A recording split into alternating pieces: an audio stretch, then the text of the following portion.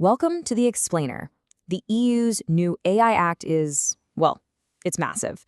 But today, we're going to zoom in on one really critical detail that the whole system rests on: trust, and specifically how the EU figured out who gets to be the official gatekeeper for high-risk AI. So think about it. When you've got a powerful, high-risk AI system, something used for, say, medical diagnoses or deciding who gets a job, this one fundamental question pops up. Who actually gets the final say on whether it's safe and fair enough to be used on all of us? Now, your first guess might be some government agency, right? Or maybe the company that actually built the AI. But under the EU's new framework, you'd be wrong on both counts. See, to make sure things are truly impartial, the EU decided that the creator can't be the one grading their own homework.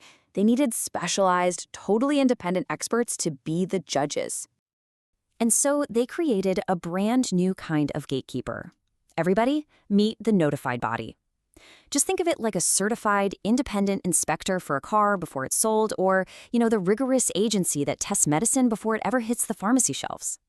These are highly specialized third-party organizations, and their entire job is to audit high-risk AI systems against the EU's super strict rules.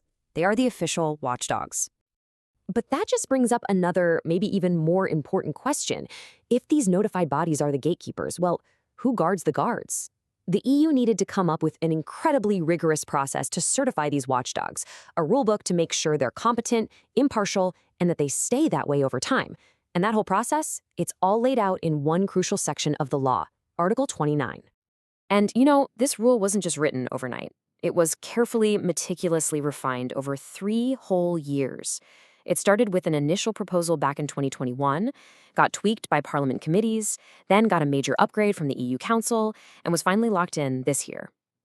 So let's take a look at how that journey made the system so strong. Okay, so the first draft in 2021 laid a pretty solid foundation. An organization would apply to its national authority, they'd have to describe their competence in what the law vaguely called artificial intelligence technologies, and then provide an accreditation certificate. It was a good start, but lawmakers pretty quickly spotted a huge potential loophole. And what's really interesting here is that last point. There was no rule that made these bodies prove they stayed compliant over time. A massive omission. And that discovery led to 2 major upgrades that completely transformed the rule, turning it from just a simple certification into a system of continuous, ongoing oversight. The first upgrade was all about precision. The initial draft asked these watchdogs to prove competence in broad artificial intelligence technologies. I mean, that's incredibly vague, right? Does that mean machine learning, natural language processing? So lawmakers changed it to types of AI systems. And this shift is brilliant. It forced applicants to be super specific, like AI systems used for credit scoring or AI for critical infrastructure. This lines up perfectly with the AI Act's whole risk-based approach, making sure the watchdog has expertise in the actual use of the AI, not just the tech behind it. So the specificity problem was solved. Great. But that still left the bigger issue on the table. A watchdog could be totally competent on day 1 of its certification, but what happens a year later? What if its top experts leave?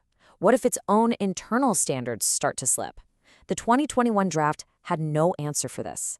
It was like taking a snapshot in time, not watching a movie. And this was the critical flaw that absolutely had to be fixed to build any kind of long-term trust. The game-changing fix finally came in late 2022 from the EU Council. They introduced a brand new requirement for ongoing compliance. And this is the crucial part. Notified bodies are now legally required to continuously update their paperwork and report any relevant changes to the authorities. So if key people change or their methods evolve, they have to prove they still meet those high standards. This closed the loophole completely. It makes sure the gatekeepers don't just start strong, they stay strong. So after all those debates and all those refinements, what does the final process for becoming an official AI watchdog actually look like today? Let's break down the current 4-step system. It really boils down to this clear 4-step process. First, you submit an application in your EU member state. Second, you provide all the key documents, and you have to specify exactly which types of AI systems you're qualified to assess. Third, if you're maybe a newer organization and you don't have a formal accreditation certificate yet, you can provide other evidence to prove your chops. And fourth, the really critical final step. You have to keep everything updated to prove you're still compliant. It's a living, breathing process. Now, I know, this all might seem like a lot of bureaucratic detail, but it's actually the bedrock of the EU's entire strategy for creating trustworthy AI. So why does this one article matter so much? Well, because, as the source material for this explainer points out, the journey of this single rule really shows how the EU turned a fuzzy idea into something practical and enforceable. By debating, refining, and strengthening the process for certifying these gatekeepers, they created a system that can actually adapt over time.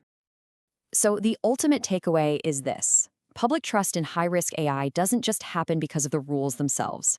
It comes from knowing that the independent bodies enforcing those rules are rigorously vetted, they're continuously monitored, and they're held to the highest possible standard. This detailed, meticulous process is really what makes the whole system work. And that leaves us with one final thought. The EU is clearly betting that this rigorous gatekeeper model is the key to building public trust in AI. But it also raises a much bigger question for the future.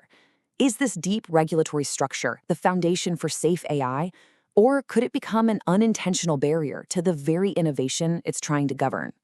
Its attention will definitely be watching for years to come.